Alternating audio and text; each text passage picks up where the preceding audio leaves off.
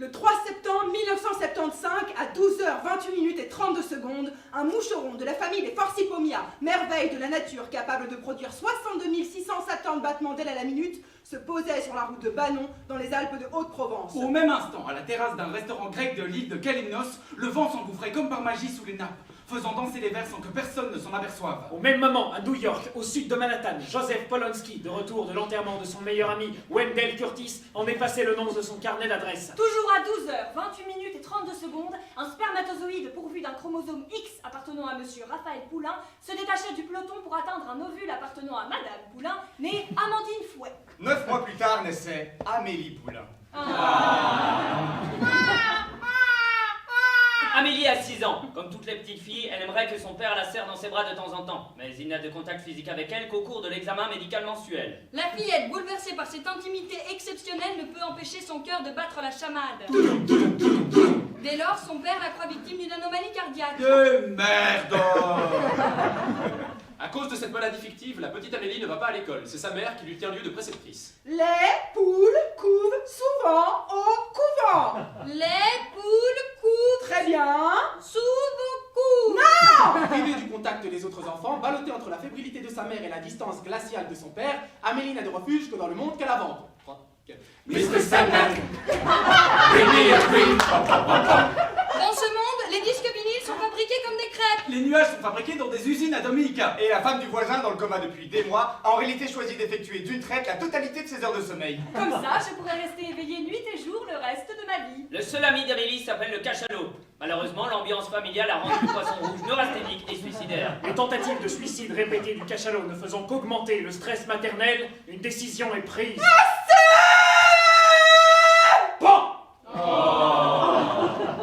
Pour consoler Amélie, sa maman lui fait cadeau d'un Instamatic Kodak d'occasion.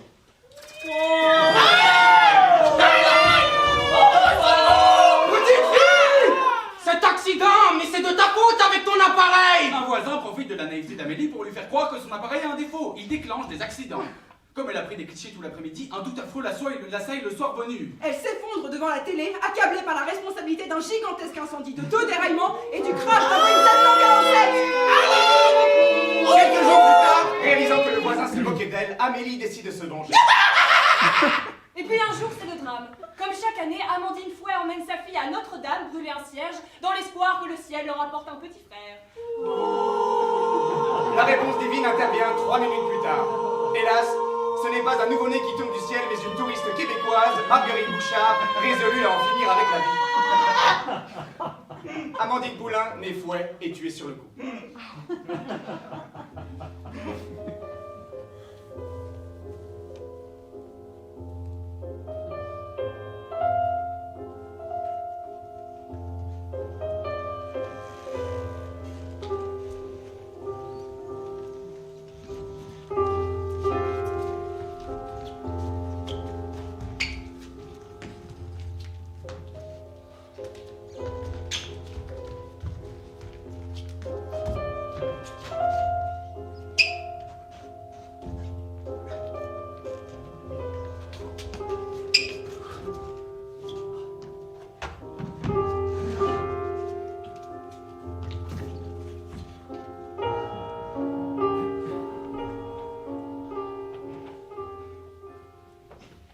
La première chose que je peux vous dire, c'est qu'on habitait au 6e à pied. Et que pour Madame Rosa, avec tous ces kilos qu'elle portait sur elle et seulement 2 jambes, c'était une vraie source de vie quotidienne. Avec tous les soucis et les peines. Elle nous le rappelait chaque fois qu'elle ne se plaignait pas d'autre part, car elle était également juive. Sa santé n'était pas bonne non plus. Et je peux vous dire aussi dès le début que c'était une femme qui aurait mérité un ascenseur. Je devais avoir 3 ans quand j'ai vu Madame Rosa pour la première fois. Avant, on n'a pas de mémoire. On vit dans l'ignorance. J'ai cessé d'ignorer à l'âge de 3, 4 ans. Et parfois, ça me manque. Il y avait beaucoup d'autres juifs, arabes, noirs, à Belleville. Mais Madame Rosa, elle était obligée de grimper les 6 étages seule. Elle disait qu'un jour, elle allait mourir dans l'escalier. Et tout le monde se mettait à pleurer parce que c'est ce qu'on fait quand quelqu'un meurt. On était tantôt 6 ou 7, tantôt même plus là-dedans.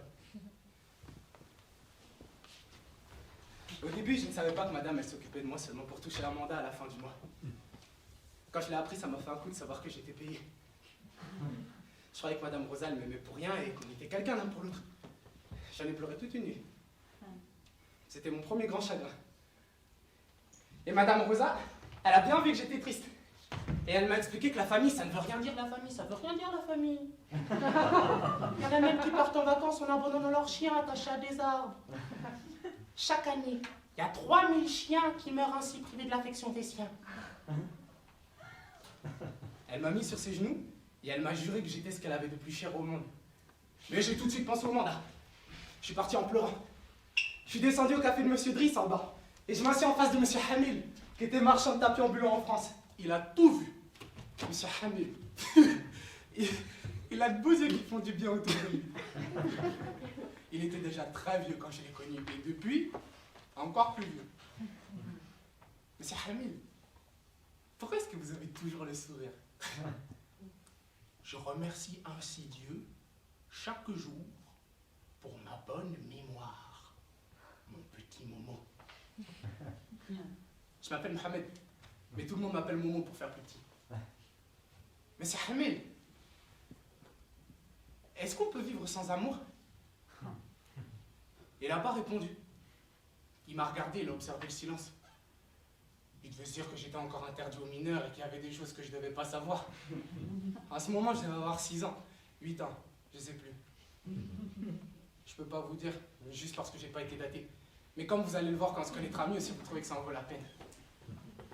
Monsieur Hamid, pourquoi ne me répondez-vous pas? Tu es bien jeune. Quand on est jeune, il y a des choses qu'il vaut mieux ne pas savoir. Monsieur Hamid, est-ce qu'on peut vivre sans amour? Oui, dit-il. Et puis il baissa la tête comme s'il avait honte.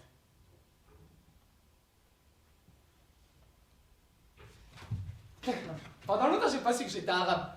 Parce que personne ne m'insultait. On me l'a seulement appris à l'école. Mais je me battais jamais. Ça fait toujours mal quand on frappe quelqu'un. Elle était née en Pologne, Madame Rosa, comme juive. Mais elle s'était défendue. Au Maroc, en Algérie, pendant plusieurs années. Et elle savait l'arabe comme vous et moi. Elle savait le juif aussi, pour les mêmes raisons. On parlait tout le temps dans cette langue. Au début, je savais pas que j'avais pas de maman. Je savais même pas qu'il en fallait une. Madame Rosa, elle évitait d'en parler pour ne pas me donner des idées. Je sais pas pourquoi je suis né, qu'est-ce qui s'est passé exactement. Mais mon copain, le Maout, qui a plusieurs années de plus que moi, il m'a dit que ce sont les conditions d'hygiène qui font ça. Lui, il était né à la Casbah, à Alger. Il était venu en France seulement après, et il n'y avait pas encore d'hygiène à la Casbah. Il était né parce qu'il n'y avait ni bidet, ni eau potable, ni rien. Le Maout m'a dit que les femmes qui se défendent, elles ont maintenant une pilule pour l'hygiène. Et qu'il était né trop tôt. Et il y avait chez nous pas mal de mères qui venaient 1 ou 2 fois par semaine, mais c'était toujours pour les autres. Nous étions presque tous des enfants de pute chez Madame Rosa. Et quand elle partait plusieurs mois en province pour se défendre là-bas, elle venait voir leur môme avant et après. Et c'est comme ça que j'ai commencé à avoir des ennuis avec ma mère. Il me semblait que tout le monde en avait une sauf moi. J'ai commencé à avoir des convulsions, des crampes pour la faire venir. Et il y avait sur le trottoir d'en face un môme, il avait un ballon. Il m'avait dit que sa mère, elle venait toujours quand il avait mal au ventre. Mais j'ai eu mal au ventre, ça n'a rien donné. Hein. J'ai eu des convulsions aussi, pour rien. J'ai même chié partout dans l'appartement pour plus de remarques. Rien. Ma mère, elle n'est pas venue. Et Madame Rosa, elle m'a traité de cul d'arabe pour la première fois, car elle n'était pas française. Moi, je lui hurlais que je voulais voir ma mère. Et pendant des semaines, j'ai continué à chier partout pour me venger. Madame Rosa, elle a fini par me dire que si je continuais, c'était l'assistance publique. Et là, j'ai eu peur. Parce que l'assistance publique, c'est la première chose qu'on apprend aux enfants. J'ai continué à chier par principe. Hein. C'était pas une vie. Nous étions alors 7 enfants de pute en pension chez Madame Rosa.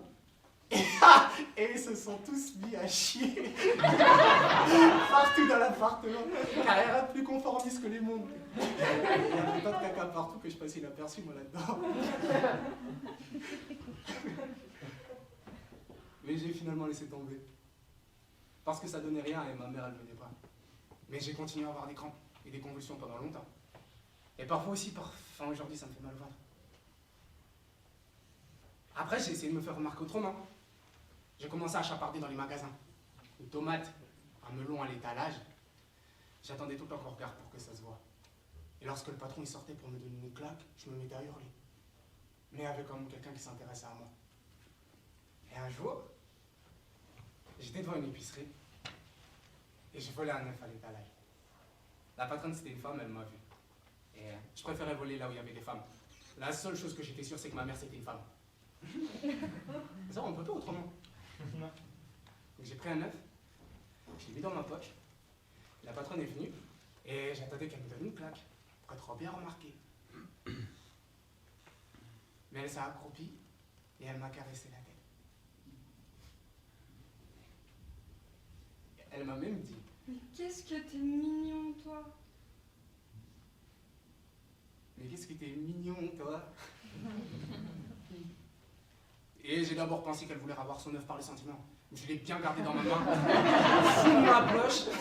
Elle avait comme donné une claque si elle voulait me punir. C'est ce qu'une mère elle doit faire quand elle vous remarque. Mais elle s'est levée, elle est allée au comptoir. Et elle m'a donné encore un œuf. Et après, elle m'a embrassé.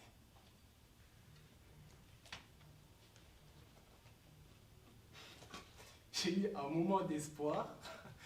Je peux pas vous décrire. C'est pas possible.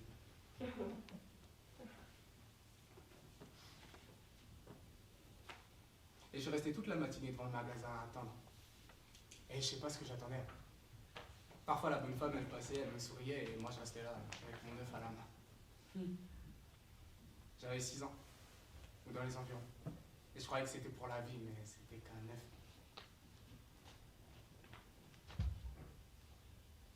Finalement, je suis rentré à la maison et j'ai eu mal au ventre toute la journée. Madame Rosa, elle était sortie pour un faux témoignage que Madame Lola lui avait demandé.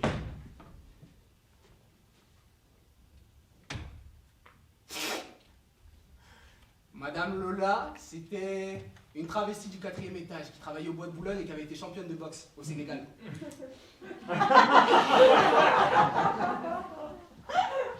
Un client, il savait pas et il était mal tombé comme ça dit. Elle l'a saoulé. Mais je vous parlerai bien de Madame Lola. Ouais. Il parlerait bien de Madame Lola. Oui, c'est une personne très bien. Pas comme tout le monde, parce que ça existe. Et je l'aimais bien pour ça.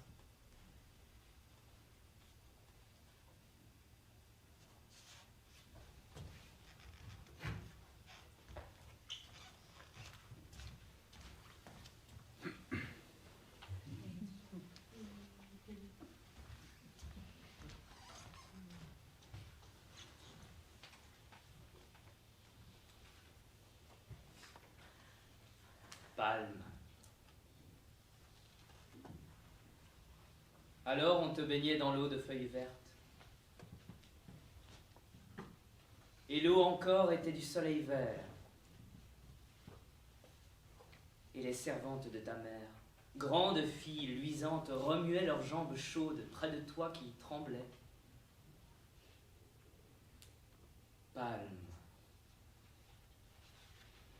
Et la douceur d'une vieillesse des racines.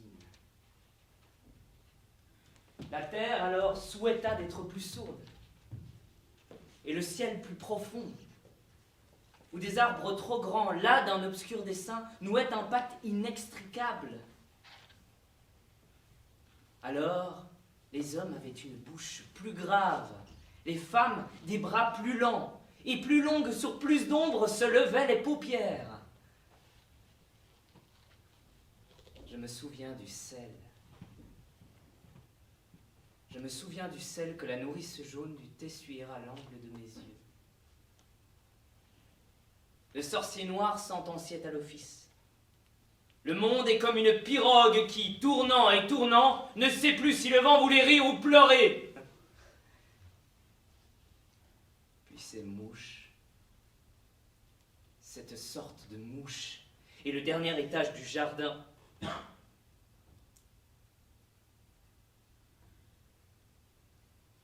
On appelle.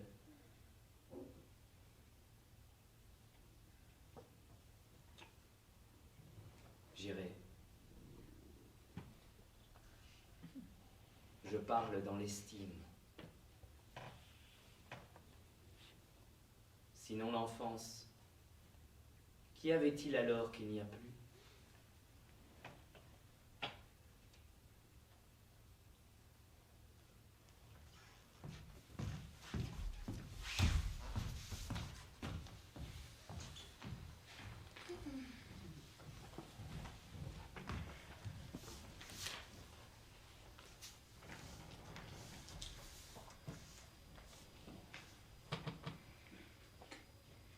depuis qu'on est arrivé dans cette ville atlantique. On va à la plage. Pour moi, la plage, c'est creuser. Un jour, c'est pour un briquet. Un petit briquet carré que j'ai trouvé et qui tient bien dans ma main. Et je l'enfouis profond, là où le sable a fini d'être sec. Creuser dans le mouillé, les grains qui s'encastrent sous les ongles. Je sais pas si j'aime ça, mais je le fais. Je creuse, j'enfouis. Et puis, peu à peu, le sable remis rebouche le trou. Et du sable sec par-dessus, jusqu'à ce qu'on ne voit plus le lieu où j'ai enfoui. Moi seule, je repère. Et puis je joue à oublier le lieu. Et puis d'un seul coup, à me le redonner. Là, c'est sûr, je le sais, si je creuse, je retrouve mon objet. Mais je le fais pas. Je tente l'oubli, encore plus fort. C'est un drôle de jeu.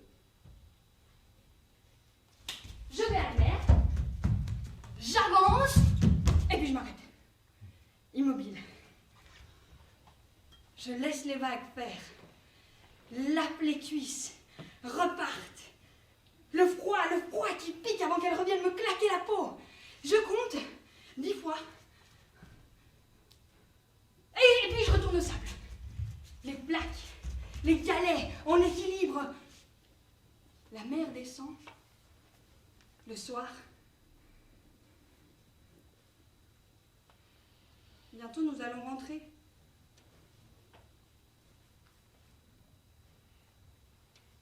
Ma mère est assise au milieu de nos affaires, sur sa serviette. La plage, elle aime pas. Elle lit Intimité, ou nous deux, tout en tricotant encore pour cet hiver des pulls qui me feront des boules sous les bras. Elle n'est pas douée. Parfois, elle lève les yeux sur ces femmes au corps svelte et sûrs qui bronzent, nagent, ont l'air heureux, intimidés. Elle les envie. J'envie leurs enfants. Nous, où qu'on aille, on a toujours l'air de rétablir le campement. On se protège. On n'étale pas les matelas pneumatiques, les nattes, les transats. On s'assoit sur des serviettes éponges de toilette, maladroitement. On ne sait pas vivre comme les autres. On ne sait pas prendre nos aises.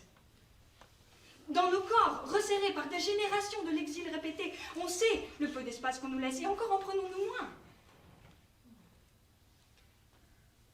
Habitués à nous faire oublier.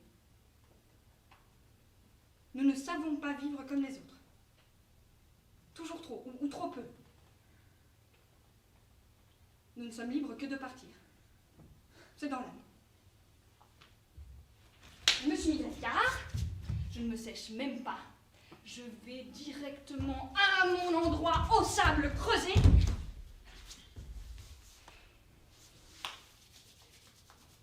Je creuse. Je creuse.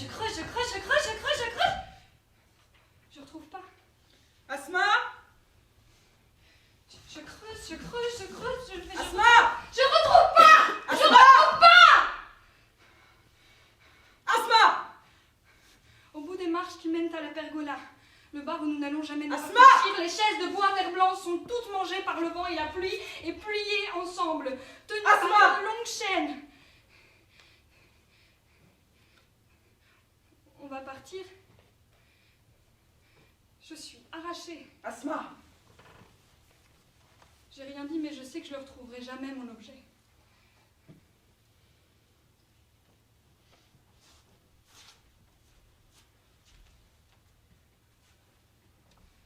Sans parasol, nous n'en avons pas.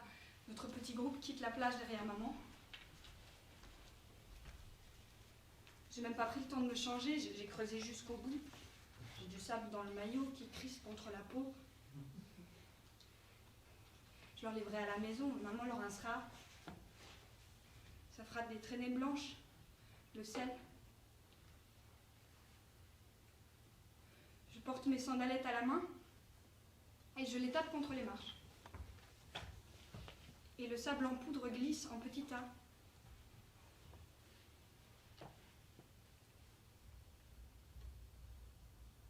Un dernier regard en arrière. Peut-être, si jamais, un miracle, l'endroit qui me ferait signe.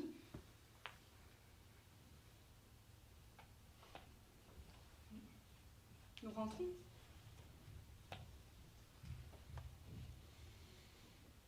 Entre la digue et la jetée, à quelques centimètres du sol, il y a mon objet. Et je l'ai perdu. C'est ma faute.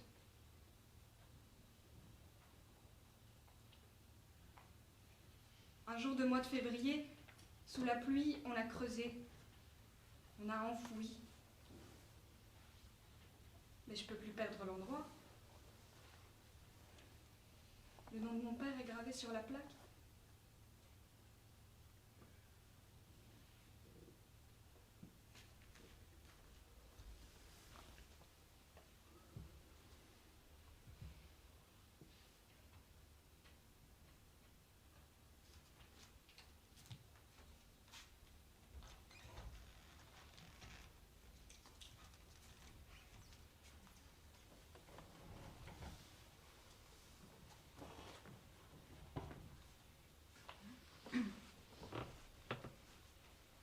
Asma?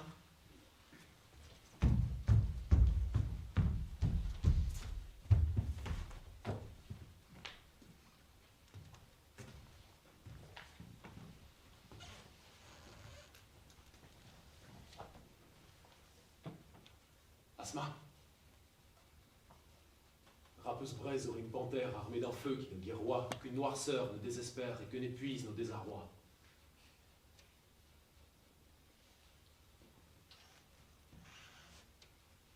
C'était un 14 mars. Je lui ai dit, j'ai honte de toi. À compter de ce jour, tu n'es plus ma fille. Tu n'existes plus pour moi. Je lui ai dit ça comme on tranche dans la gangrène, avec l'œil dur, et le geste inhésitant de ceux qui sont intimement persuadés qu'une vie amputée de sa sève vaut toujours mieux que n'importe quel néant. J'ai attendu les cris. J'ai attendu le coup de poing sur la table, mais elle n'a rien dit. Strictement rien dit. C'était un 14 mars. Le lendemain, ma fille a pris un avion pour la Turquie en compagnie d'un garçon prénommé Anwar. Le corps de ce garçon vient d'être retrouvé à 5 km au nord de Raqqa, en Syrie. Pas celui de ma fille. Aucune trace du corps de ma fille. Est-ce que vous vous êtes déjà demandé ce qu'il advient d'une adolescente idéaliste entourée de montagnes, de bourgades en ruine, d'hommes? Asma. Il aura donc fallu cet insensé périple pour que j'entende enfin sa voix. J'ai lu tous ces textes. À rebours ces chansons, à rebours ces cahiers, à rebours ces brouillons. J'ai vu tous ces textes. J'ai lu que j'étais un mouton camisolé tournoyant dans ces 4 mètres carrés de cuisine jusqu'à l'anesthésie de sa sous-citoyenneté. J'ai vu que le déshonneur, c'était pas de monter sur scène. Que le déshonneur, c'était d'élever ses enfants dans la peur de la lumière. Que le déshonneur, c'était de briser des jeunes ayant fait le choix du grand renversement de la quotidienneté.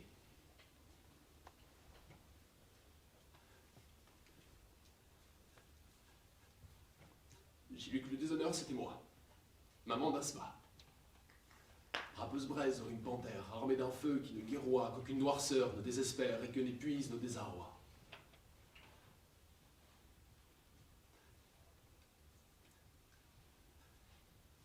Je voudrais que ma fille me revienne. Même fichée. Même radicalisée jusqu'à la moelle. Même déchue de tous ses droits. Qu'elle me revienne. Même transhumante. Parquée comme un animal à la semaine de l'Europe. Trempotant dans le sang des premières règles, des premières fois, des fausses couches et des vrais coups. Qu'elle me revienne. Même abîmée, même suintante, même nue, même rampante. Qu'elle me revienne. serrer tout contre moi. Même dans un sac. Même dans une boîte. Lui dire qu'il avait raison. Pour l'inépuisable beauté du monde. Pour l'humanité qui renonce en personne. Pour l'amour. Pour la révolte. Pour la magie, pour l'exil. La serrer tout contre moi. Même dans un sac. Même dans une boîte. Et lui demander. Lui murmurer. Lui chuchoter.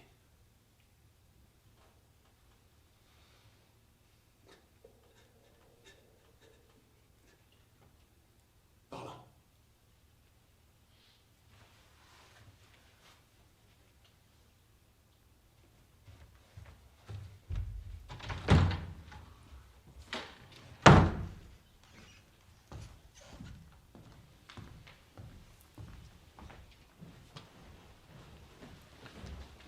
Fermez les yeux, et j'ai mis les mains dessus. Et j'ai tâché d'oublier.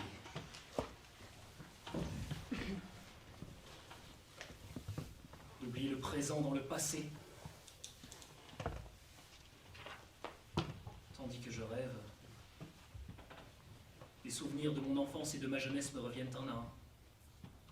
Doux, calmes, riants. Comme des îles de fleurs, sur ce gouffre de pensées noires et confuses qui tourbillonnent dans mon cerveau. Je me revois enfant, écolier, rieur et frais, jouant, courant, criant avec mes frères dans la grande allée verte de ce jardin sauvage où ont coulé mes premières années.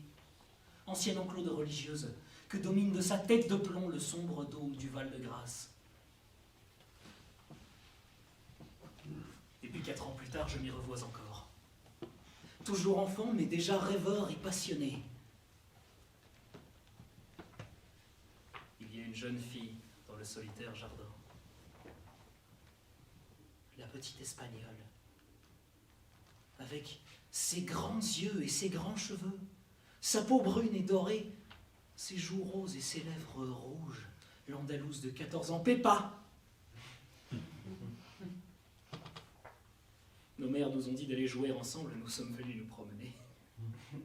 On nous a dit de courir et nous causons. Enfants du même âge, non du même sexe.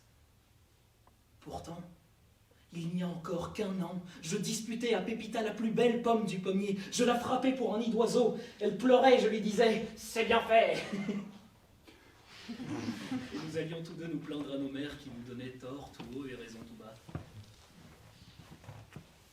Aujourd'hui, elle s'appuie sur mon bras.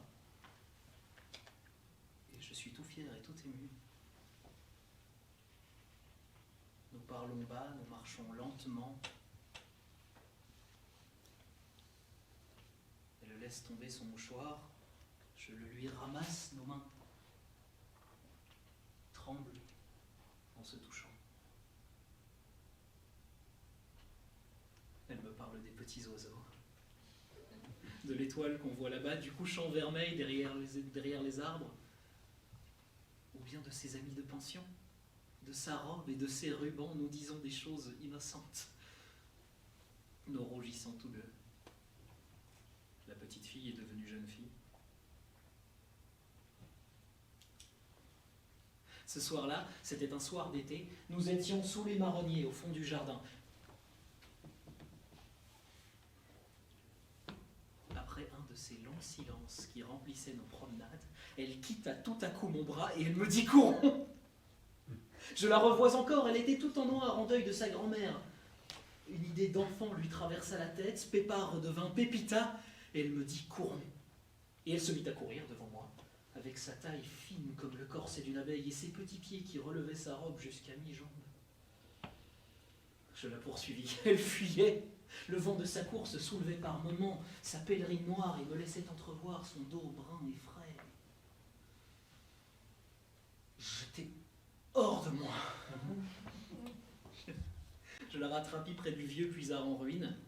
Je la saisis par la ceinture du droit de victoire. et je la fis asseoir sur un banc de gazon. Elle ne résista pas. Elle était essoufflée et riait. Moi, j'étais sérieux. Je regardais ses pupilles noires au travers de ses cils noirs. Asseyez-vous là. Me dit-elle. Il fait encore grand jour. Lisons quelque chose. Avez-vous un livre? J'avais sur moi le tome second des Voyages de Spallanzani.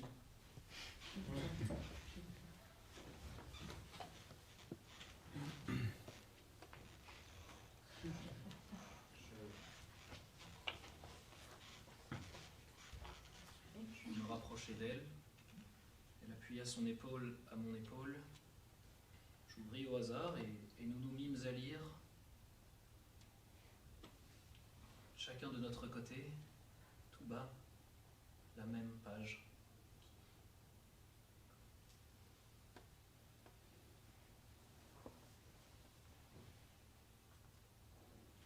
Avant de tourner le feuillet, elle était toujours obligée de m'attendre. Mon esprit allait moins vite que le sien. Disait-elle que j'avais à peine commencé. Cependant, nos têtes se touchaient.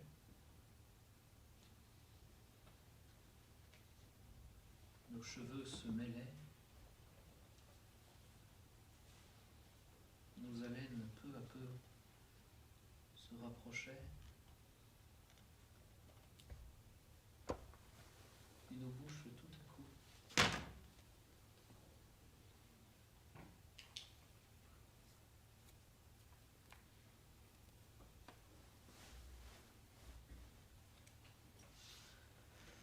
quand nous voulûmes continuer notre lecture, le ciel était étoilé.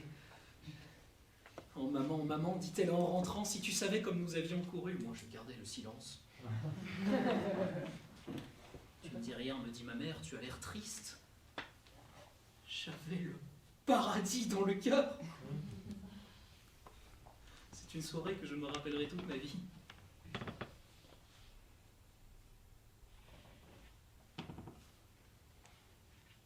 Toute ma vie. J'ai fermé les yeux. Et j'ai mis les mains dessus et j'ai tâché d'oublier.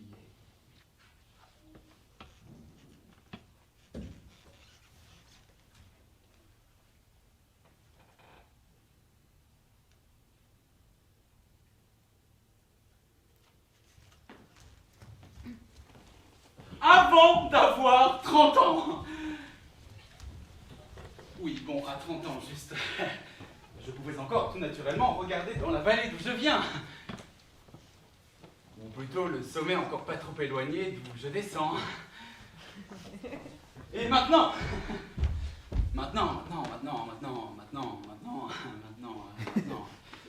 nel mezzo della vita. Et même après le milieu de la vie, depuis que je suis sur cette autre pente, la vallée fait apparaître la frontière du néant. Des murs de montagne me séparent de moi-même. Déjà quelques poils blancs. Ils sont les signes que le gel a déjà commencé. J'ai oublié mon enfance. Je m'en suis séparé davantage ces derniers mois que ces derniers 20 ans, mais la sécheresse ne m'aura pas. Non, je ne vieillirai pas. Non, je demeurerai sensible au risque d'être vulnérable. Oui! Trop tard! Dans quelle profondeur chercher cette lumière ensevelie? Plusieurs siècles de vie passés depuis des siècles me séparent de moi-même. Ici et là, une épave qui pourrit, se décompose. Ce souvenir, cherché dans le chaos. Je fais des fouilles dans une terre dure pour y trouver les débris de ma préhistoire.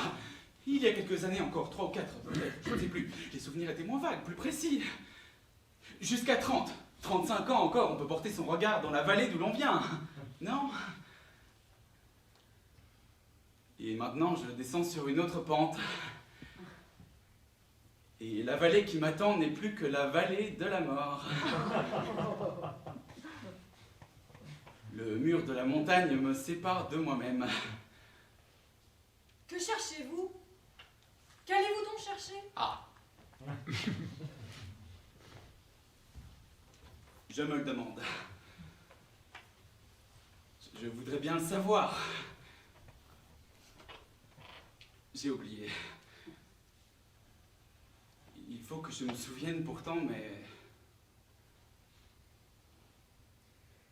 je ne sais plus. Et je ne parviens pas à m'expliquer comment j'ai pu accepter d'arriver à avoir 30 ans. 35 ans, non. 36 ans. Je ne parviens pas à m'expliquer comment j'ai pu essayer de ne pas essayer d'empêcher cette catastrophe. Cela m'a-t-il pris dans mon sommeil? Ai-je été inconscient? M'a-t-on enivré?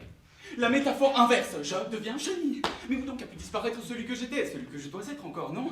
L'enfant frêle, l'être neuf, l'adolescent qui gardait encore quelque chose de son enfance. Où ai-je disparu?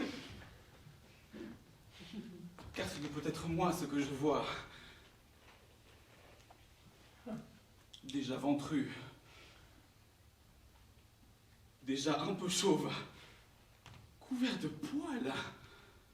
Avec mes sueurs et mes humeurs d'adulte. Fruits mûrs. Trop juteux.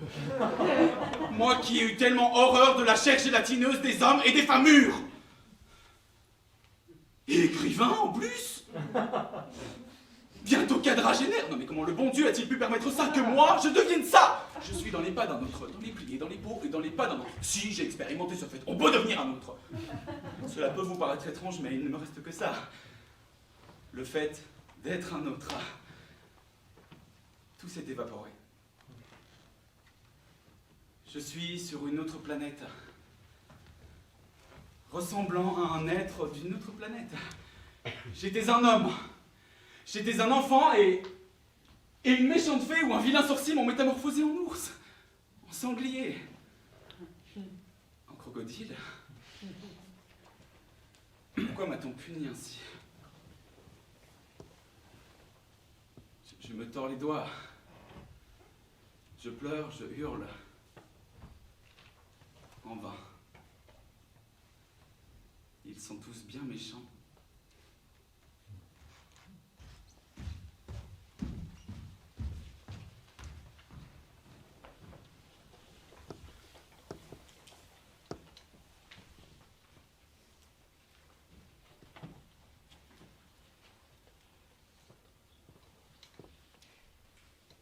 Mon premier amour a les dents jaunes.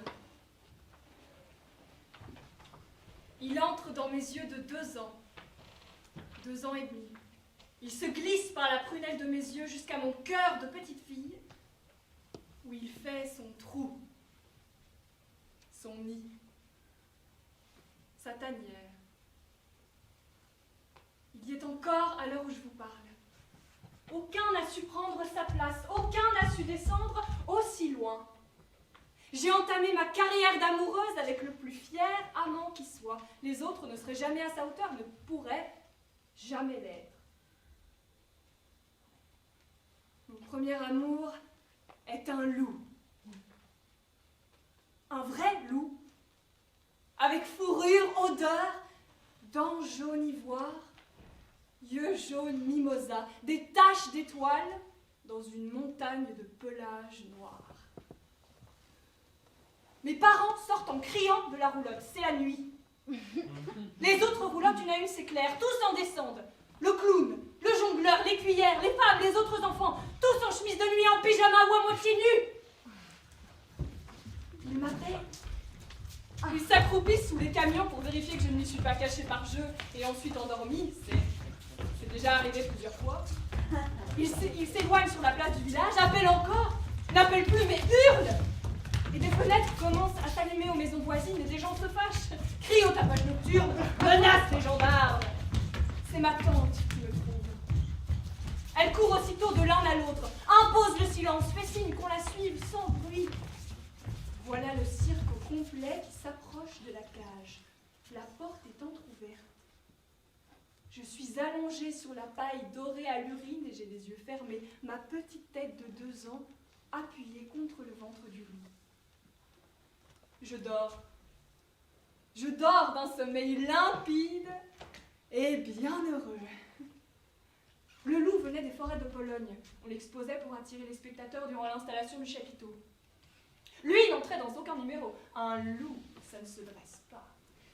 Les gens emmenaient leurs enfants voir le prince noir des contes de fées, la brute, superbe. On ne leur disait pas la vérité, que ce loup était plus aimable qu'un lapin, que les cuillères lui donnaient à manger dans sa main et que rien de grave, pas même un grognement, n'était jamais sorti de la montagne de fourrure et d'étoiles. On avait accroché un écriteau en lettres rouges au-dessus de sa cage. « Loup de la région de Cracovie !» Les gens étaient plus effrayés par cette pancarte que par la bête assoupie au fond de la cage. Mais ils étaient contents. Ça leur suffisait comme preuve. Ce sont les noms qui font peur. Les choses sans les noms, ce n'est rien. Pas même des choses. Donc toute la tribu est là, en demi-cercle, devant le tableau de la petite fille au loup. Bon, d'accord, il n'est pas dangereux, mais tout de même, il y a des limites. Mon père s'approche, entre dans la cage, et quand il va pour me saisir, le loup redresse la tête. Seulement la tête, aucun mouvement du ventre ou des pattes, comme s'il souhaitait ne pas me réveiller. Et il se met à grogner pour la première fois, à montrer ses dents jaunies. Nouvelle tentative de mon père, un grognement plus fort, plus sec, et les dents qui se découvrent jusqu'aux gencives. Mon père recule, rejoint les autres. On discute, on réfléchit. Le dompteur dit... Laissez-moi faire. Mon travail. Laissez-moi faire, c'est mon travail. Même réaction, la mâchoire qui claque. On choisit d'attendre.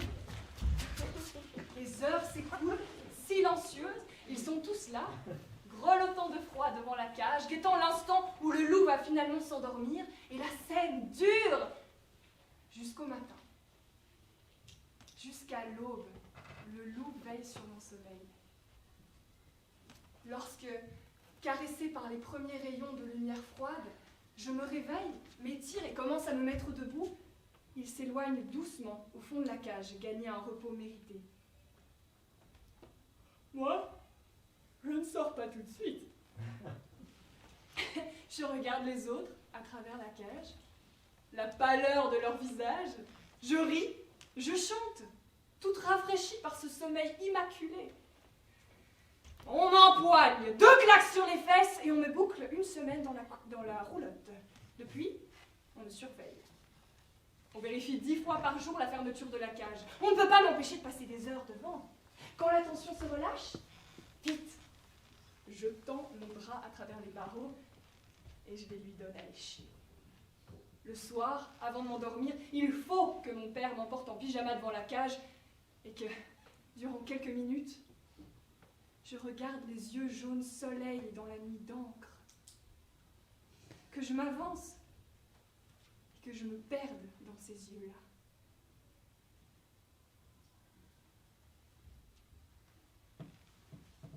Le loup est mort près de Arles. J'avais 8 ans.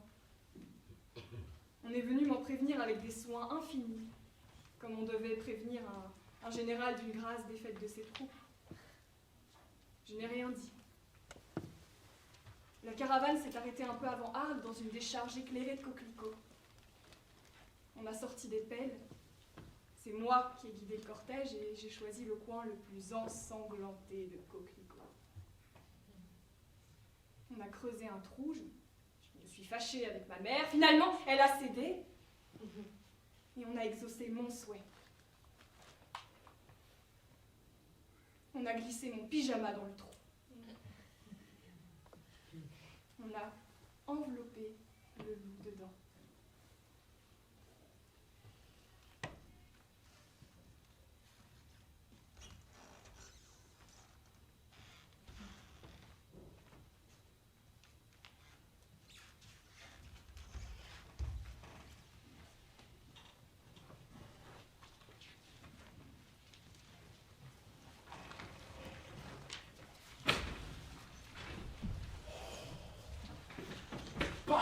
Ainsi. Oh, ça, c'est une aventure. Ils étaient seuls sur le petit rocher. Pas une mouche. Et la rêche nature était toute seule avec eux accrochés. Faut les accrocher sur un picot de pierre. tout seul au monde. Et je l'ai déjà dit. Tout seul au monde et seul avec des pierres. Tout seul au monde, et je l'ai déjà dit. Partir ainsi, c'est un fameux voyage. Voilà, dis pas que tout se met à bouger. Ça bouge d'abord comme un petit nuage. Puis ça bouge comme une mer enragée. Tout seul au monde, je l'ai déjà dit. L'homme et la fille, sur la petite roche, tourbillonnant comme du vent dans une cloche, montent en plein ciel et sont au paradis.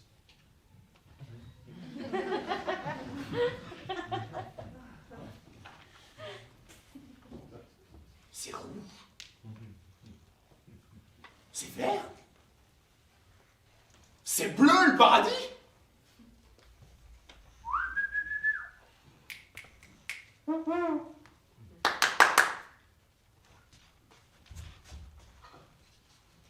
Ça sent les anges. Mais on n'y voit personne.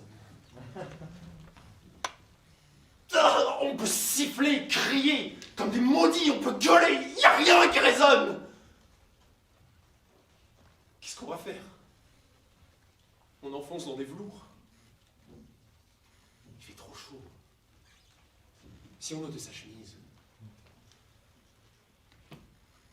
il n'y a personne. Si on se donnait des bises. Si on se couchait. Oh, si on faisait l'amour. Oh, on fait l'amour. Et ça dure, et ça dure. Et quand c'est fini, on recommence encore. L'amour au ciel. Ça, c'est une aventure. Et quand c'est fini, on recommence encore. On fait l'amour. Les soleils peuvent crouler. C'est bien trop bon pour déjà qu'on s'arrête. Julien, je voudrais mourir sans me réveiller. Mimi, jamais. J'ai tant perdu la tête. Eux qui croyaient qu'ils étaient seuls au monde. Il reste 100 ans à boire la belle amour. 100 ans. Ça fait comme un long train qui gronde. Pour eux, ça passe comme un petit tambour. Eux qui croyaient qu'ils étaient seuls au monde. Les séraphins sont là pour les zioter. Les séraphins autour d'eux font des rondes. Ils n'ont pas de fleurs assez pour leur jeter. Tout nu, tout chaud sur des matelas d'étoiles. Tout jeune, tout beau, sans chemise, sans voile. Deux petits oiseaux, bien au doux dans leur nid, et pour toujours au milieu de l'infini.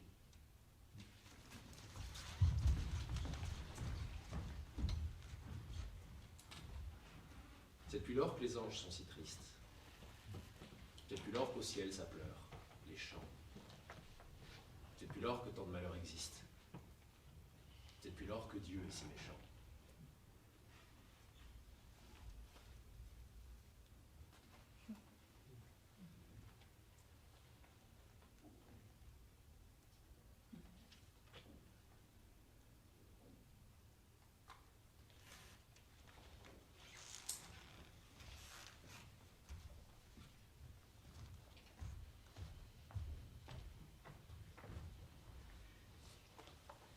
Un jour, profitant d'un début de léger rhume qui me permettait de manquer l'école, je pris des volumes de reproduction d'œuvres d'art que mon père avait rapportés comme souvenir de ses voyages à l'étranger, et je les emportai dans ma chambre.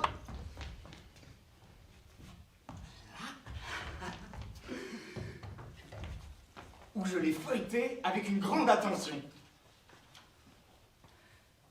J'étais particulièrement enchanté par les héliogravures des sculptures grecques. En ce qui concerne les nus, parmi les nombreuses reproductions de chefs-d'œuvre, ce furent ces gravures en noir et blanc qui me séduisirent le plus. Ce qui était probablement dû au simple fait que, même sur les reproductions, la sculpture semblait plus vivante. C'était la première fois que je voyais ces livres. Mon avare père ne pouvait supporter que ces images fussent touchées et salies par des mains enfantines, et craignant aussi, bien à tort, que je puisse être attiré par les nudités féminines des œuvres célèbres, tenait ces ouvrages cachés au plus profond d'une armoire. Et pour ma part, jusqu'à ce jour-là, je n'avais jamais imaginé qu'il puisse être plus intéressant que les illustrations des romans d'aventure publiés en magazine. Je commençais par tourner une page vers la fin du livre. Soudain apparut, à l'angle de la page suivante, une image dont je ne pus m'empêcher de croire qu'elle était là pour moi, à m'attendre. C'était une reproduction du Saint-Sébastien de Guido Reni.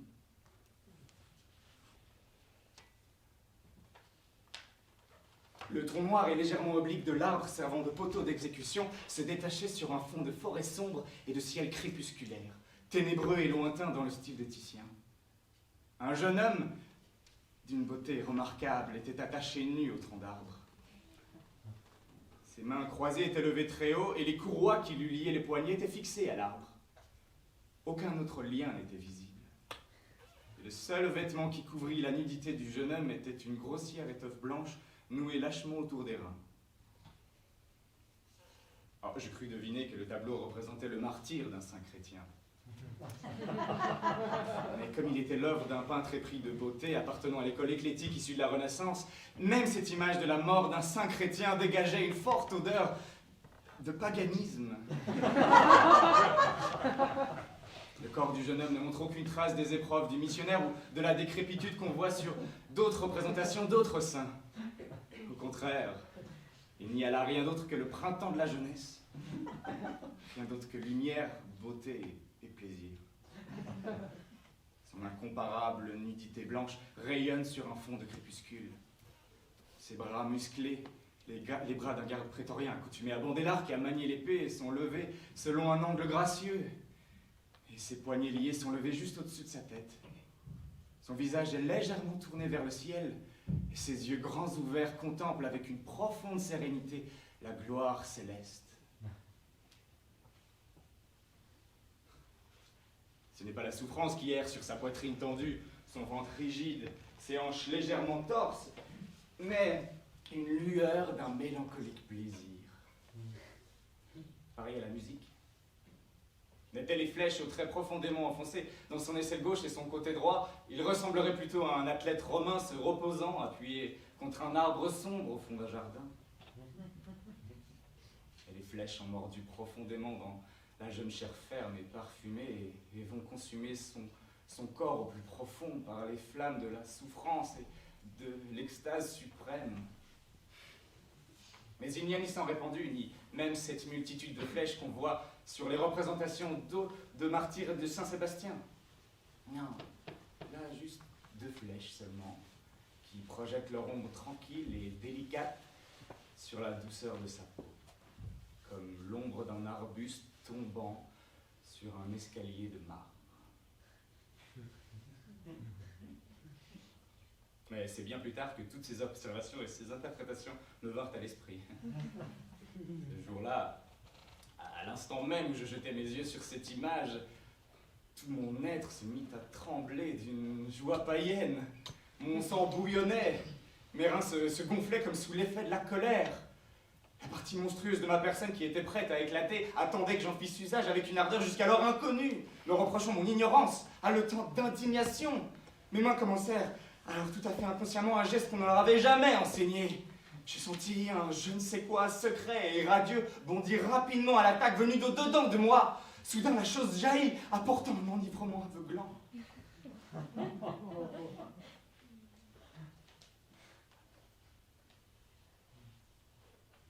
Un moment s'écoula, et en proie à des sentiments de profonde tristesse, je portais mes regards autour du pupitre devant lequel j'étais assis. Un érable en face de la fenêtre jetait alentour son reflet brillant sur les bouteilles d'encre, sur le dictionnaire, sur mes livres de classe et mes cahiers, et sur l'image de Saint-Sébastien. Il y avait un peu partout des taches d'un blanc de nuage. Certains objets laissaient échapper des gouttes molles comme du plomb, et d'autres luisaient d'un reflet terne, comme les yeux d'un poisson mort. Par bonheur, un mouvement réflexe de ma main pour protéger l'image avait empêché que le livre ne fût lié.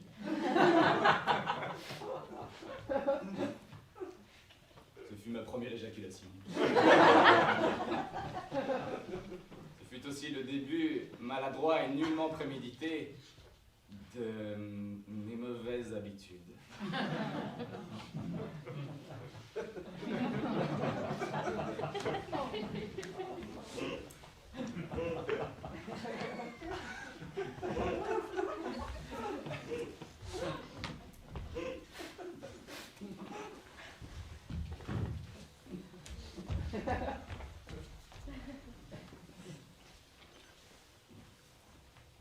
Hey!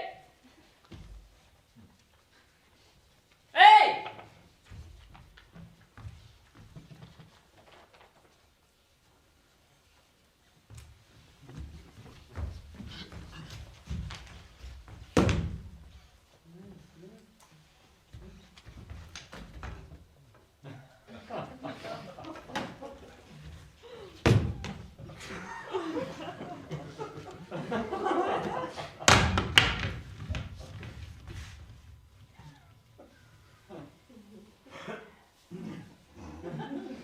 Débile.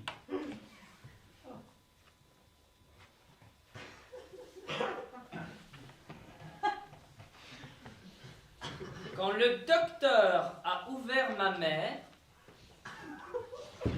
il n'a pas trouvé l'ésophage.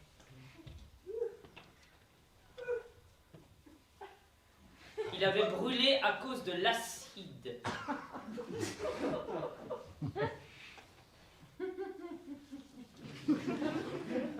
Mon père s'en servait pour tuer les rats dans la poulaillère. Il disait qu'avec ses pièges, mon oncle n'était pas fichu d'en attraper un seul. Que le fromage et la tapette à ressort, ça marche que dans les dessins animés de Tom et Jerry. Alors il jetait de l'acide dans les trous à rats et il les brûlait. Mais l'hiver n'était pas loin. Et mon père voulait savoir si avec le froid, l'acide gèle. Il disait, si ça se trouve, je leur jette de l'acide dessus au lieu de cramer les rats font du patin à glace. Il a mis la bouteille au freezer pour faire un test. Et ma mère l'a sifflé.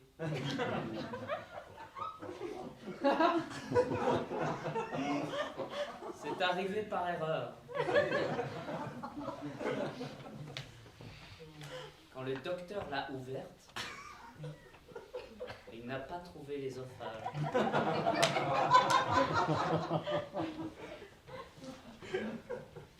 Mon oncle dit qu'une fois, il a ouvert une poule et que dedans, il a trouvé un œuf. Il a ouvert l'œuf et dedans, il a trouvé un poussin. Moi, je lui ai dit, t'imagines si une brebis avait mangé cette poule? Et si cette brebis avait été mangée par une vache et cette vache par une baleine?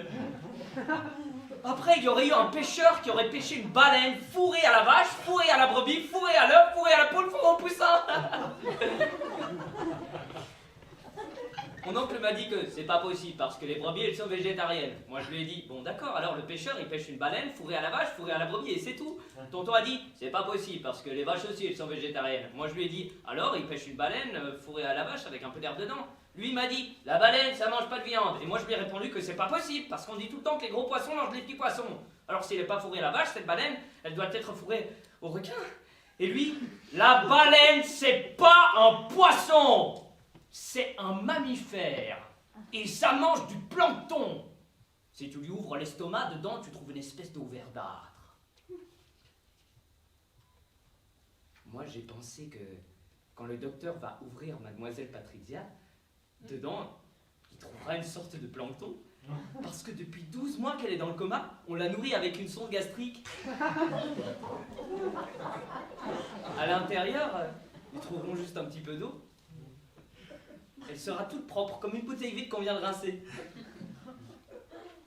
Au fait, je m'appelle Salvatore, le petit frère de Nicolas.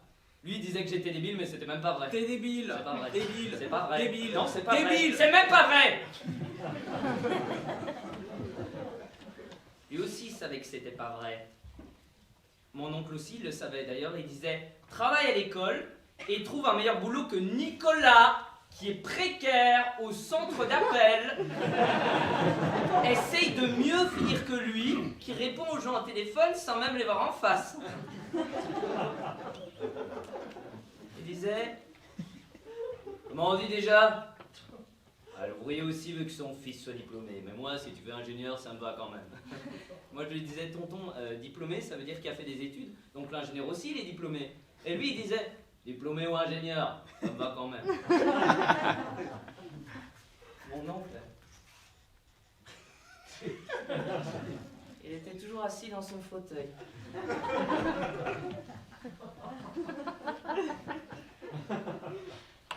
Dans le temps, je restais debout toute la journée à la conciergerie pour dire bonjour, bonsoir au locataire, qui dit.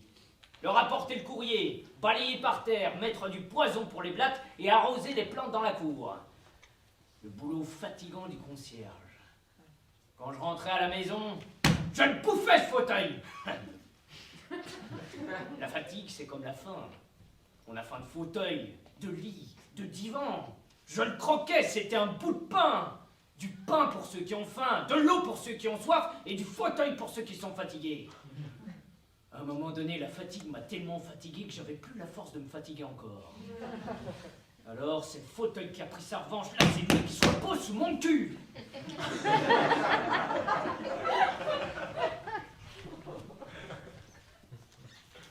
Mon oncle, ça fait longtemps que j'ai plus vu son dos.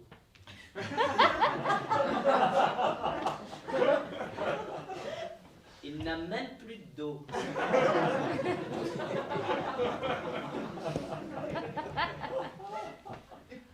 Il a le fauteuil dans la peau.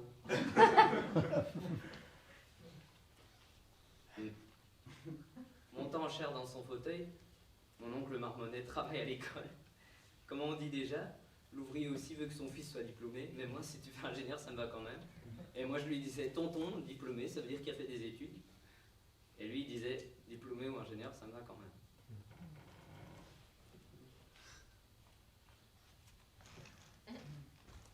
Il est même plus humain. Mon frère, il disait que mon oncle, il était même plus humain. Il disait, c'est une tâche qui remplit le fauteuil. S'il meurt, on l'amène pas au cimetière. On appelle le tapissier. Il était tellement peu utile comme concierge qu'on l'a même pas remplacé quand il est parti. À la place de mon oncle, on a mis un interphone.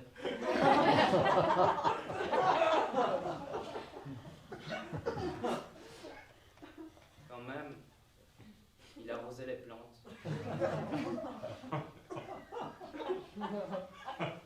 Bien qu'elles ont toutes séché.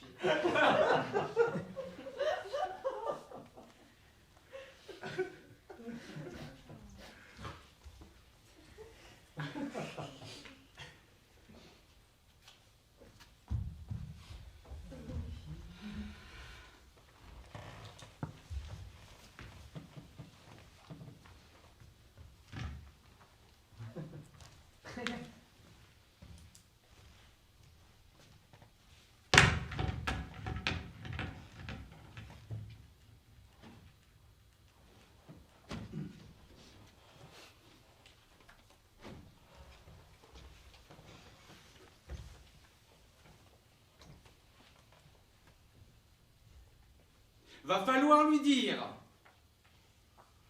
bonjour et l'embrasser, presque sur la bouche. Elle piquera. Et merde. Dire bonne fête mémé. Et merde. Avaler son tordu de café qu'elle me tendra tremblotante avec ses vieux biscuits mouillés qu'elle disposera pendant 1 heure dans une assiette arcopale jaune que je lui avais offerte lors d'un voyage en Bretagne. Une assiette distribuée gratuitement dans les stations-service du Morbihan en 1978. Elle finira par dire « Tu te souviens, mon petit, de cette assiette? Tu me l'as ramenée de Bretagne !» Non, mais de Bretagne. Oui, je me souviens. souviens très bien, de Bretange. Elle dit, en 19... Les dents qui claquent devant. 178. Tu te souviens, mon petit? Je fais exprès de ne pas entendre. Elle recommence, tu te souviens, mon petit? J'ai horreur qu'elle m'appelle mon petit. Je mesure 1m98. Je ne suis plus petit mémé, je suis grand maintenant. Je sais parler, je sais manger, je sais prendre une direction. Je ne suis plus petit mémé, je suis grand maintenant. Oui, je me souviens très bien, en Bretange. Elle dit, quoi? Dis, quoi? Dis quoi? Dis quoi? Dis quoi? Dis quoi? Dis quoi? Moi, dis rien. Mais avale ton temps du café et mange des biscuits mouillés dans l'assiette à copain chaude. Elle fixera une tache sur la table et elle dira, l'éponge. Quoi? L'éponge. Quoi? L'éponge. L'éponge! Passe-moi l'éponge, mon grand! Et je dirai, mais laisse-moi faire, c'est pas grave, je vais la nettoyer. Mais non. Dis donc, tu te souviens, mon petit? C'était bien en Bretange. Prends donc encore un biscuit! Et d'un coup, me monte au nez l'odeur d'urine quand elle se lève. Son pot est posé à ses pieds. L'odeur d'urine est accrochée à ses vieux rideaux rouges. Va falloir... Non, pas aujourd'hui ni jamais. On paye les infirmières pour leur torcher le cul à ces vieux incontinents. Merde. Elle me sourit de sa bouche sans dents. Je lui souris de ma bouche avec dents. Alors, mémé, ça va aujourd'hui? Coussi coussa, dit-elle en lapant la moitié de son visage avec sa langue. Alors, mémé, t'as des copines? Tu regardes la télévision? Hein, mémé? Tu ne manques de rien?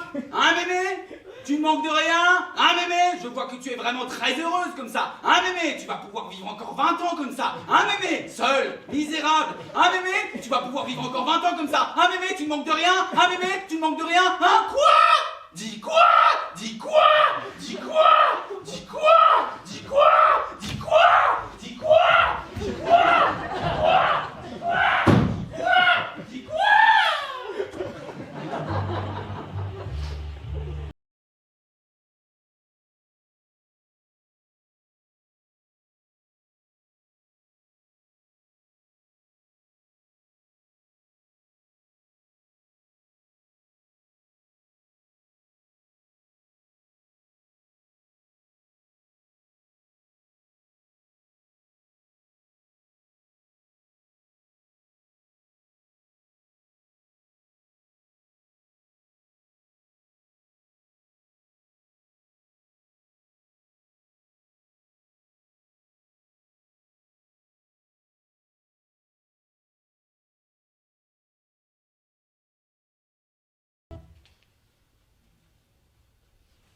Tu es né au Liban, en 1928. Tu es né dans une région qui s'appelle Deir el-Kamar. Là commence ton histoire. Tu as grandi. Mais ce ne sont pas tes parents qui t'ont élevé, c'est ta grand-mère qui s'appelait Teta Takla. Plus tard, tu as été à l'école. Tu as étudié et tu es devenu représentant commercial. Comment on dit ça en arabe? Tu es devenu représentant commercial. Tu vois, c'est toujours comme ça. Hein. Pourtant, tu te souviens de l'été que tu as passé à essayer de m'apprendre le français après notre départ du pays? Allez, Arwan, compose le verbe aller. Je hale, tu hales, il hale. Aujourd'hui, je suis capable de dire concomitant. Je peux placer sans problème dans n'importe quelle conversation le mot apori, alors que je suis même pas foutu de dire fenêtre en arabe.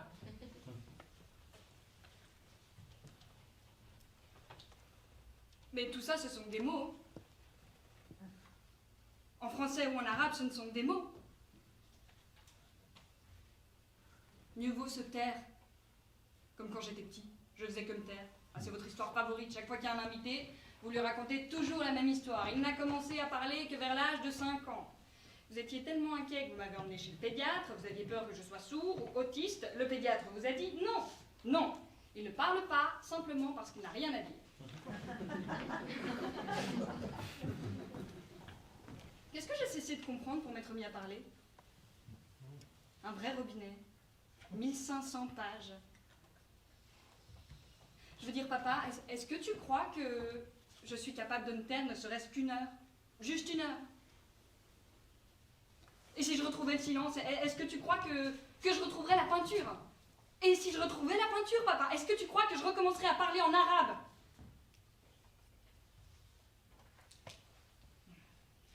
Mais il vaut mieux se taire. Il vaut mieux, toujours. On dit moins de conneries. Comme l'autre fois au téléphone, je veux dire, papa, je voulais pas t'insulter, je voulais pas te raccrocher au nez, mais c'est comme si depuis quelque temps, je doutais de tout. Je voulais être océanographe. Donc d'abord étoile filante, ensuite océanographe, ensuite ingénieur biomécanique, et là, professeur à l'université. J'ai l'impression d'un déclin. Il faudrait tout redéployer pour retrouver l'enchantement d'avant. Parce qu'il y avait bien un enchantement avant, papa. Je veux dire, ça peut pas être ça, la vie. Hein. Avoir mal et s'habituer à avoir mal. Gérer l'ennui perpétuel, le manque d'enthousiasme. Je veux dire comment ils font les autres. Hein. Ou alors si c'est ça, je sais pas si je suis capable. Moi je sais pas, vraiment, je sais pas. Parce que toi t'as eu l'Italie, et Bagdad, et Beyrouth, et le Caire, et la mer. Ici c'est 40 cm de neige. Et quand ils annoncent qu'il fera que moins 5 degrés à la radio, c'est le bonheur absolu. Je veux dire, il y a des limites à se contenter de peu. Je veux dire, ça doit pas être bien agréable de se faire dévorer par un tigre des jungles indiennes, je l'admets, mais au moins, une fois avalé, tu deviens dans le ventre du tigre, le tigre. Et ça aussi, c'est une consolation. Mais quand la vie banale te dévore, papa, trouves-tu une joie profonde à te dire que tu deviens dans le ventre de la vie banale une vie banale? On vit nos vies comme si c'était des brouillons, et qu'après on allait tout pouvoir recommencer au propre. Bah non. Bah non. Le brouillon, c'est le propre. Je veux dire, comment on fait pour voir si on est en train de rater sa vie ou pas? Quand on l'a raté, au moins c'est fait. Mais quand on est en train de la rater, comment on fait pour voir? Comment on fait pour voir notre sens, notre rythme, notre place? Comment on fait pour se crever les yeux?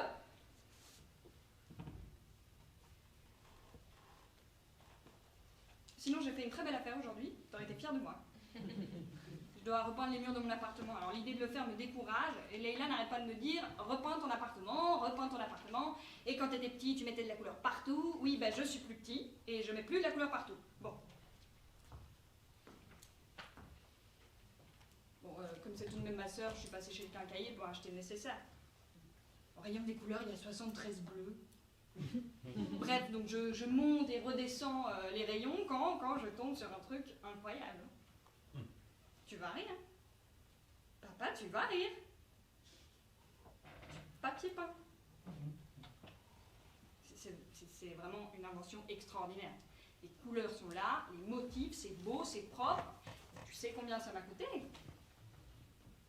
Bien pris. 40 $. Et tu sais combien m'aurait coûté la peinture? Dans les 75 $ au minimum, et sans compter les pinceaux. Hein. Bref, donc c'est une affaire qui m'a fait penser à toi. Alors, je passe à la caisse, hein, je paye, je sors, et j'ai un doute. Dans mon souvenir, le papier peint avait toujours une pellicule que l'on décolle pour appliquer le papier peint au mur. Là, rien. Je retourne au magasin, je m'informe, et l'employé, hein, je lui demande, bon, comment on fait pour fixer le papier peint au mur? L'employé me répond, ce ne sont pas des papiers peints que vous avez achetés là, monsieur. C'est des nappes pour des tables. Vous n'êtes pas d'ici, vous, hein? Peut-être que chez vous, on mange sur les murs. Je suis repartie. Je vais tout de même acheter une graffeuse. Non. Je suis pas d'ici.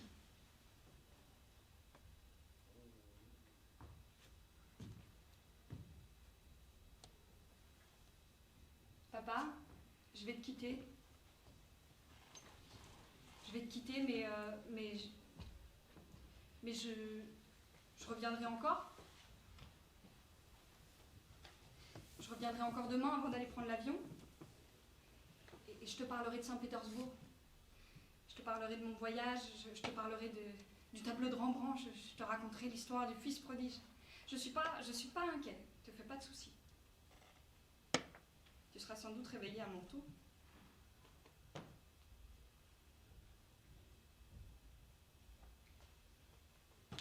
Je vais te quitter, mais je t'ai laissé quelque chose qui, je pense, va beaucoup te faire plaisir. J'ai fait un montage pour que tu puisses entendre ton passage préféré. Je l'ai mis en boucle. L'infirmier passera l'éteindre.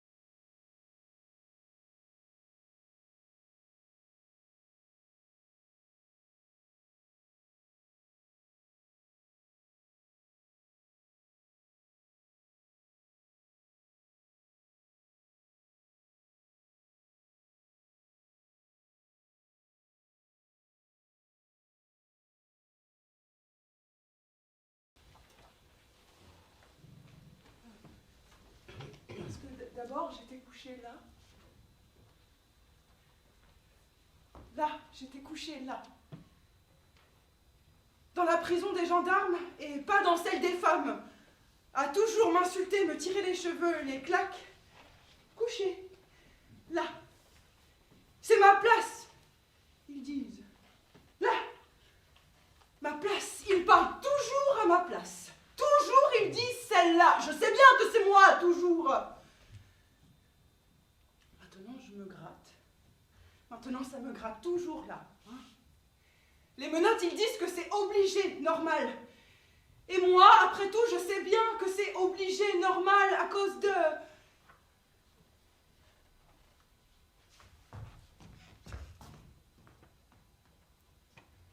Enfin... Rien. Et puis après, je me lève. Et puis après, je me rappelle plus, enfin, rien. Je marche. Ils disent dans la cour avec cette chose dans mes bras. Ils disent dans tes bras que je l'ai sortie de moi, cette chose, dans mes bras, de mon ventre, et que j'étais couchée là-bas dans l'étable à la faire sortir de moi. Et pourquoi tu t'es couchée dessus? Pourquoi je ne me rappelle plus, moi, cette chose de mon ventre? Et pourquoi? Je n'avais vraiment pas ma raison, ils disent. Voilà. Voilà, pas de raison non plus de me retourner dessus. J'avais mal au ventre. Du sang sur les cuisses, je me suis essuyée avec la paille.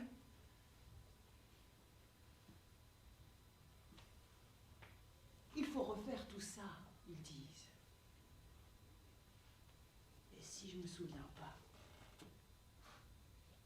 Ils disent la chose déjà morte sous le fumier dans la cour. Ils disent que je l'ai fourrée là, la déjà morte, sous le fumier, dans la cour, comme ça, toute nue. Les petits chats aussi, le père, il m'a montré quand j'étais jeune, et c'est moi qui le faisais depuis. Et avant ça, ils disent... Rien. Parce qu'il avait tellement insisté qu'on avait fini par le faire un dimanche dans la tourbière, là.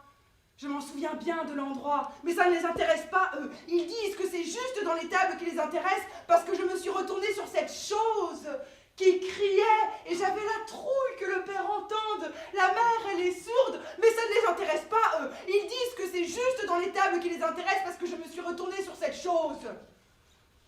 Et le curé est venu pour bénir le fumier. Dit le père, je te maudis. Et pour bénir le fumier aussi.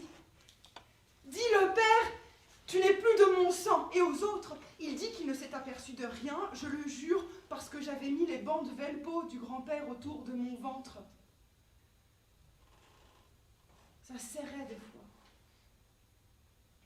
Des fois, j'avais mal. Mais je ne voulais pas de gros ventre. Ça, non. Je n'en désirais pas parce qu'il avait tellement insisté qu'on avait fini par le faire un dimanche dans la tourbière. Là, je m'en souviens bien de l'endroit où ça monte un peu et on n'enfonce plus à cause de l'endroit. C'est là qu'on l'avait fait. Là, je m'en souviens bien. Je t'aime. Il dit? Je t'aime. Je t'aime, il dit. Là, je m'en souviens bien. Il dit, on va se marier. Je suis pas un salaud. Il dit, qu'est-ce que t'en dis? Je vais en parler à ton père. Et moi, je dis, mais qu'est-ce que tu racontes? Qu'est-ce que tu racontes? Tu m'as seulement fait mal. Et je veux plus de toi. Il crie. Il n'insiste pas, je crois.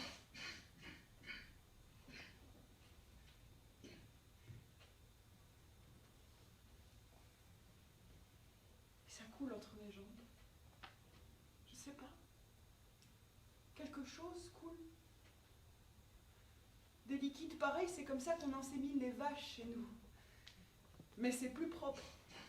Il en faut pas beaucoup avec le gant très long de l'inséminateur et les bidons qui fument très froid, je sais, mais là c'est autre chose, non? Le sang et son liquide à lui qui coule. Et cette fois-là, je m'essuie avec des feuilles. Mais c'est mouillé, il ne m'a pas donné son mouchoir. Il s'est mouché dedans en disant qu'on allait attraper un rush des fesses. Il rigolait. Ça, je m'en souviens bien. Il dit, maintenant je te prends. Maintenant, ça fait déjà 6 mois qu'on s'est connus et qu'on s'embrasse depuis le bal de la Saint-Jean et je te prends. Il se retourne et il rajuste son pantalon. C'est là qu'il parle du rhume pendant que je m'essuie. Il se retourne et rajuste son pantalon. Moi, j'ai de la boue partout. Lui, au-dessus, c'est mieux, évidemment.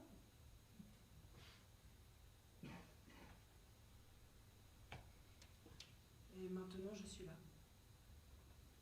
Et maintenant, je sais plus rien. Maintenant, ça crie, les voisines, les injures. C'était dans le matin. Il dit, viens avec moi si tu veux.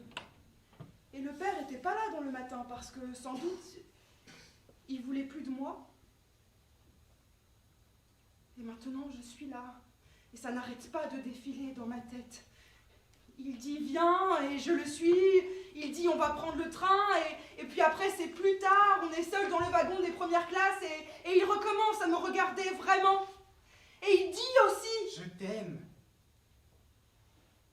Et il dit aussi... Je t'aime. Je t'aime. Mais qu'est-ce que j'ai dans la bouche? Hein? Une sorte de... Une invention pure et simple, voilà ce que c'est. J'ai seulement mal au cœur. Je voudrais du lait, s'il vous plaît. S'il vous plaît, monsieur, je voudrais du lait. Et ça ne sort même plus dans le train. Ah, mais maintenant ça sort. J'aimerais tellement que ça se taise là. Dans ma tête, c'est tout ce que je voulais dire. Mon amour, mon Dieu. Mon Dieu, je voudrais juste avoir un peu de lait. Si c'était possible d'en avoir un peu, s'il vous plaît.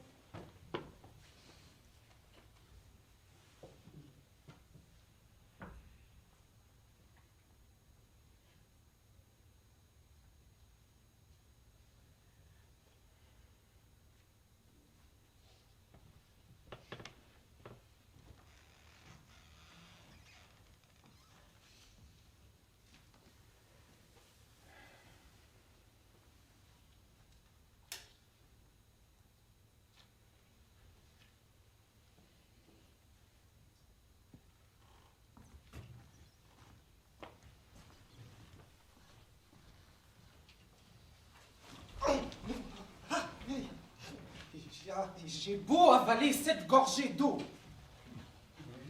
3 à 4 fois par 24 heures me revient mon enfance dans un hoquet, secouant mon instinct tel le flic le voyou. Mais mes désastres. Parlez-moi du désastre. Parlez-moi. Ma mère, voulant d'un fils, très bonne manière à table. Tes mains sur la table! Le pain ne se coupe pas, le pain se rompt. Le pain ne se gaspille pas, le pain de Dieu, le pain de la sueur du front de votre père, le pain du pain. Un os se mange avec mesure, discrétion. Un estomac doit être sociable, tout estomac sociable se passe de rot. Une fourchette n'est pas un cure-dent, et puis tenez-vous droit. Un nez bien élevé ne balaye pas l'assiette. Et puis, au nom du Père et du Fils et du Saint-Esprit à la fin de chaque repas, et puis, le désastre. Mais parlez-moi du désastre, parlez-moi. Ma mère, voulant d'un fils, mémorandum. Si votre leçon d'histoire n'est pas sûre, vous n'irez pas à la messe dimanche, avec vos effets du dimanche. Cet enfant sera la honte de notre nom. Cet enfant sera notre nom de Dieu. Taisez-vous! Mais vous ai-je dit au nom qu'il vous fallait parler français, hein? Le français de France, le français du français, le français français. Désastre, mais parlez-moi du désastre, parlez-moi. Ma mère voulant d'un fils, fils de sa mère. Vous n'avez pas salué, voisine. Encore vos chaussures des salles. Et que je vous y reprenne à jouer, à vous y battre avec un tel qui n'a pas reçu le baptême. Désastre, mais parlez-moi du désastre. Parlez-moi. Ma mère, voulant d'un fils très doux, très ré, très mi, très fa, très sol, très la, très si, très Do, ré, mi, fa, sol, la, si, do.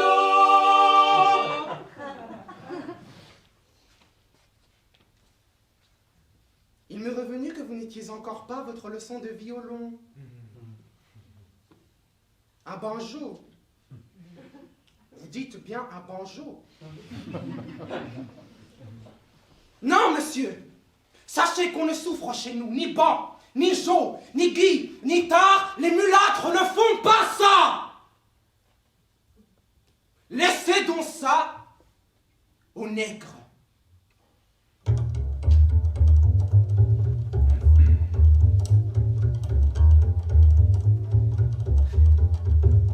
Looking back on when I was a little nappy-headed girl,